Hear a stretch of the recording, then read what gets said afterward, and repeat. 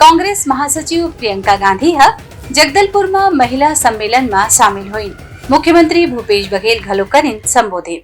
मुख्यमंत्री भूपेश बघेल आज जगदलपुर में आयोजित भरोसा के सम्मेलन में मुख्यमंत्री आदिवासी परब सम्मान निधि योजना के शुभारंभ करीन। ए बेरा में कांग्रेस के राष्ट्रीय महासचिव प्रियंका गांधी वाड्रा विशेष अतिथि के रूप में मौजूद रहीन। अपन संबोधन में प्रियंका गांधी वाड्रा कहिन कि पाछू 4 बछर में छत्तीसगढ़ में और खास तौर से बस्तर में विकास के बहुत अकन काम करे गे है। एक स्थिति यहाँ नक्सली समस्या काफी कम हो गए है। उनका कहना है कि देश में सबसे कम बेरोजगारी के दर छत्तीसगढ़ में हवे और प्रदेश के वन क्षेत्र में 5 लाख ले ज्यादा आदिवासी मन ला अब उनकर जमीन के पट्टा घलो दे गे है, जेखर ले विकास की गति बढ़ गए हवे। अपन बस्तर प्रवास के दौरान मुख्यमंत्री 129 करोड़ रुपया के विकास कार्य के लोकार्पण घलो करीन। उन्हें चित्रकूट जलप्रपात में लाइट और साउंड शो और 7 नल जल योजना सहित दूसर कार्य में घलो पैसा के मंजूरी दिन। ब्यूरो रिपोर्ट उत्तलंघा न्यूज।